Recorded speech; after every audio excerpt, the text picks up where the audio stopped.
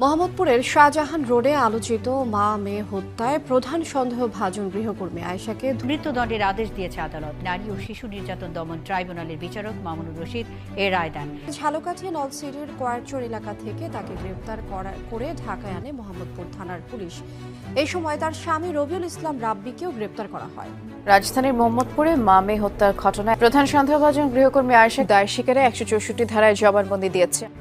মোহাম্মদপুরের মামের হত্যার ঘটনাটি প্রথমে মনে করা হয়েছিল একটি সাধারণ চুরির চেষ্টা, কিন্তু তদন্ত যত এগোচ্ছে ততই সামনে আসছে প্রতারণা, পরিচয় লুকানো, পুরনো অপরাধের ইতিহাস এবং একের পর এক ঠান্ডা মাথার সিদ্ধান্ত। মোহাম্মদপুরের জোড়া খুনের ঘটনায় এবার বেরিয়ে এলো আসল রহস্য। পুলিশের জিজ্ঞাসাবাদের মুখে সব বলে দিলেন সদ্য গ্রেপ্তারকৃত এই হত্যাকাণ্ডের মূল হোতা আয়েশা ও তার স্বামী রাব্বি শিকদার। ব্রিফিংয়ে তদন্তের আদ্যোপান্ত জানিয়েছে ডিএমপি। ছুরি নিয়ে, চাকু নিয়ে তারপরের দিন ওই বাসায় ঢুকছে, তার মানে তার যে ক্রাইম করার যে ইন্টেনশন, এই মোটিভ নিয়ে সে ঢুকছে। গত 8 ডিসেম্বর মোহাম্মদপুরে মা মেয়ে নৃশংস হত্যাকাণ্ডের ঘটনায় আতঙ্কিত রাজধানীবাসী। এই ঘটনার অভিযুক্ত গৃহকর্মী আয়েশা গ্রেফতার হওয়ার পর প্রশ্ন উঠছে তার চলাফেরা ও কর্মকাণ্ড নিয়ে।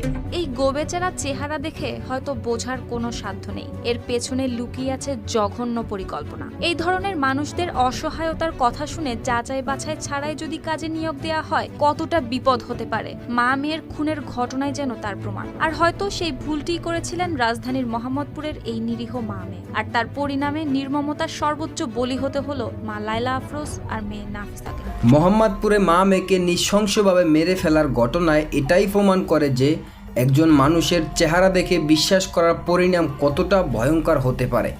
কারণ এই গৃহকর্মী আয়েশাকে যেই মালিক আশ্রয় দিয়েছে, সেই গৃহকর্মী আয়েশাই কিনা তার মালিককে নৃশংসভাবে হত্যা করে দুনিয়া থেকে বিদায় করেছে। সুতরাং এই গৃহকর্মী আয়েশা সে যে কতটা নিকৃষ্টতম একজন মানুষ সেটা ইতিমধ্যেই প্রমাণ হয়ে যায়। আর যেই কারণেই মোহাম্মদপুরে এই মা মেয়েকে নৃশংসভাবে হত্যা করার দায় গৃহকর্মী আয়েশা ইতিমধ্যে হাতে নাতে ধরা পড়েছে এবং তাকে রিমান্ডে নেওয়ার পর সে এই হত্যার দায় স্বীকার করে চালচল্যকার তথ্য কিছু স্বীকার করেছে, যা আপনারা শুনলে অবাক হয়ে যাবেন। আর যেই কারণেই তার সর্বোচ্চ শাস্তি হতে যাচ্ছে ফাঁসি। সে বিষয়ে দেখেছেন ভিডিও শুরুতে কিছু অংশ শিরোনাম, এবার দেখবেন সম্পূর্ণ ভিডিও জুড়ে বিস্তারিত। এই বিষয়টা দেখার পূর্বে আপনাদের কাছে একটা অনুরোধ করব, আমাদের চ্যানেল যারা নতুন আসছেন সাবস্ক্রাইব করে পাশে থাকা বেল আইকনটি বাজিয়ে দেবেন।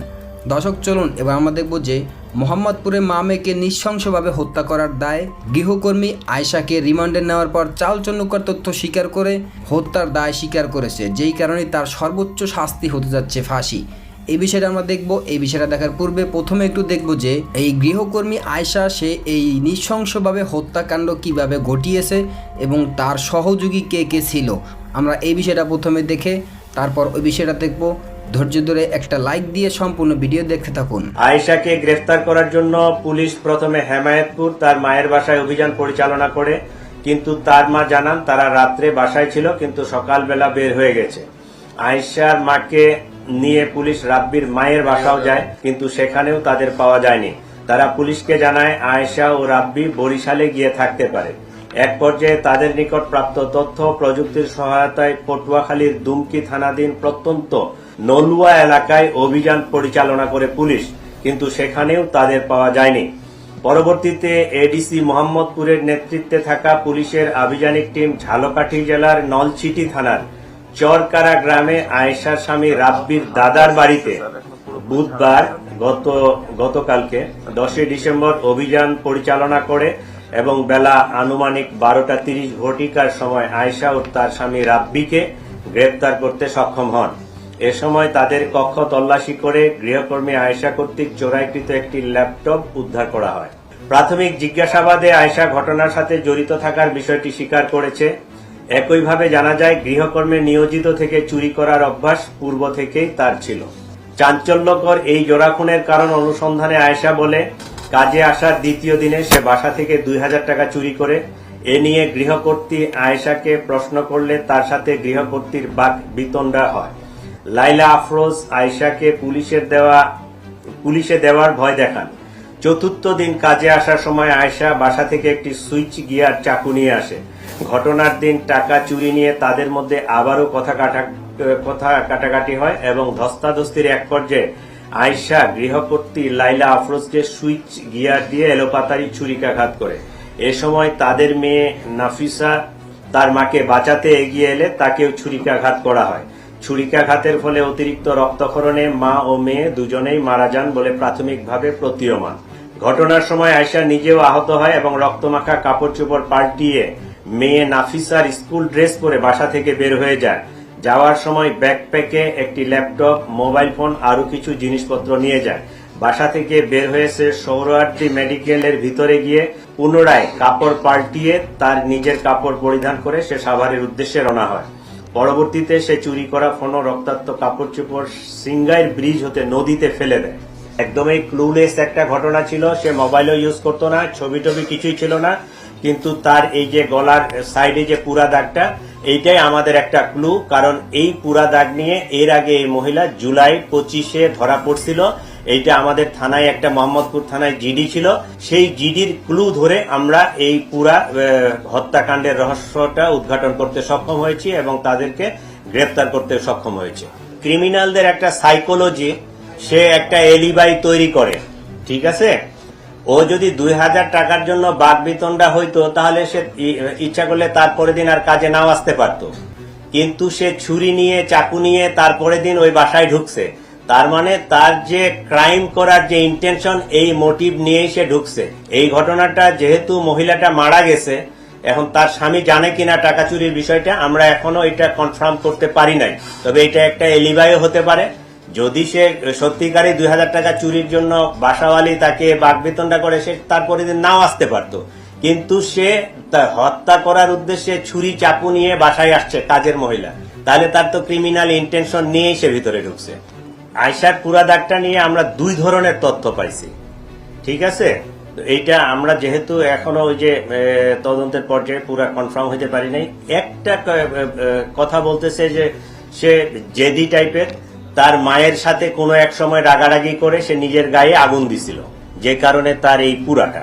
এইটা হলো একটা তথ্য। 2 নম্বর তথ্য আরেকটা আসছে অন্য, আমরা অ্যাঙ্গেল থেকে শুনছি। কোনো এক বাসায় কাজ করার সময় ওই চুলা থেকে আগুন লাগে, তার গলাটা পুড়ছে। এই 2টা তথ্য পাইছি, আমরা এটা ভেরিফাই করতেছি। থার্ড পার্টির ইন্ধন এইরকম আমরা কিছু পাইনি। সে হ্যাবিচুয়ালি এই কাজেই করে। এর আগেও সে, আমি যেটা বক্তব্যে বলছি যে জুলাই 25-এ আরেক বাসা থেকে 8000 টাকা চুরি করছিল, ওইটা নিয়েও সে এর আগে ধরা পড়ছে, তারপর জিডি হয়েছে। ওইটাই কিন্তু এই মামলাটা ডিটেক্ট করার জন্য আমাদের ক্লু হিসাবে কাজ করছে। এবং সে তার বোনের বাসাও, নিজের বোনের বাসাও চুরি করছে এর আগে। সে হ্যাবিচুয়ালি এই চুরি করে অভ্যস্ত। অনেক জায়গায় এর আগেও দেখছেন যে বাসা চুরি হয়েছে, ঘুমের ওষুধ টষুধ খাওয়াই টাওয়াই চলে গেছে, তারপর সবকিছু নিয়ে চলে গেছে। তো এইটা এখন পর্যন্ত আমরা কনফার্ম না, বাট যেটুকু অনুমান করা যায় যে যদি 2000 টাকা চুরির ঘটনাটা সত্যি হয়, তাহলে তাকে যে ওই পুলিশে দেওয়ার ভয় দেখাইছে, তারে যে রাগারাগি করছে, তার মধ্যে একটা ক্ষোভও কাজ করছে। সাথে সাথে সে যে চুরি করবে এই ইন্টেনশনটাও নিয়ে আসছে। এই 2টাই কারণ হতে পারে। সে 4 দিন আগে আসছে এই বাসায় এবং সে এই একই এলিবাই সব জায়গায় দাঁড় করায়। ওই যে সিকিউরিটি গার্ডকে বলে যে আমার বাপ নাই, মা নাই, কেউ নাই, আমি পুড়ে গেছি, এই যে দেখেন আমার গলার পুরা, আমাকে একটা কাজ জোগাড় করে দেন। ওই বাসার সিকিউরিটি গার্ডগুলো এরাও একটু বোকামির মনে হয় পরিচয় দিছে যে একটা লোককে কাজের জন্য আমি দিব, তার নাম ঠিকানা কোনো কিছুই জানবো না, বিষয়টা এরকম হওয়া উচিত না। তো তারে কাজ দিছে এবং দেখেন সে কত শিয়ানা, কোনো মোবাইল টোবাইল ইউজ করে নাই। এই 4 দিনে যে যাতায়াত করছে, সে একদম পুরা মুখ ঢেকে আসছে এবং সে এই কাজটা করার পরে কিভাবে সেফ এক্সিট হবে, সে তার কাপড় চোপড় চেঞ্জ করে মেয়েটার কাপড় চোপড় গুলো পরছে, মুখ ঢাকছে, একটা ওই ল্যাপটপের ব্যাগ পিছনে নিয়ে এজিফ যে বাসার মেয়ে প্রাইভেট পড়তে অথবা কলেজে বা ইউনিভার্সিটিতে বাহির হয়ে যাচ্ছে, এই একটা এনভায়রনমেন্ট ক্রিয়েট করে সে বাহির হয়ে গেছে।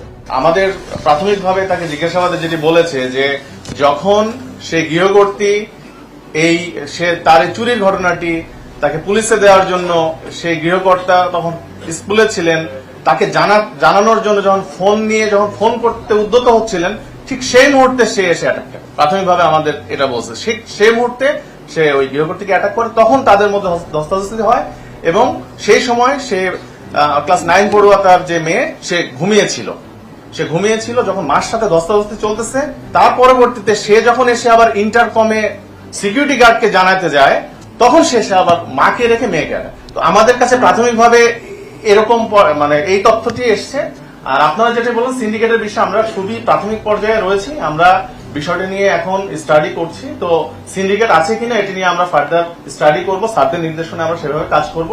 যে জিনিসগুলো খোয়া গিয়েছে এটা মার্ডার করার পরে সে বিষয়গুলো নিয়েছে। আমরা গিয়ে পেয়েছি যে আলমারি খোলা, দুটো আলমারি খোলা, চাবি লাগানোই ছিল, কিছু ব্যাগ, ভ্যানিটি ব্যাগ তছনছ করা ছিল। সবকিছু মিলিয়ে মার্ডার করার পরেই সে এই জিনিসগুলো হচ্ছে সেখান থেকে তার ব্যাগটাকে নিয়ে সে সেখান থেকে পালিয়েছে। স্বামী প্রাথমিকভাবে বিষয়টি এত বড় পরিসরে না জানলেও পরবর্তীতে সে জেনে তার ওয়াইফকে পালাতে সাহায্য করেছে। আপনারা এই গৃহকর্মী, গৃহ সহায়তাকারী রাখার পূর্বে অবশ্যই তাদের পরিচিতি নিশ্চিত হবেন। প্রয়োজনে এনআইডি, এক কপি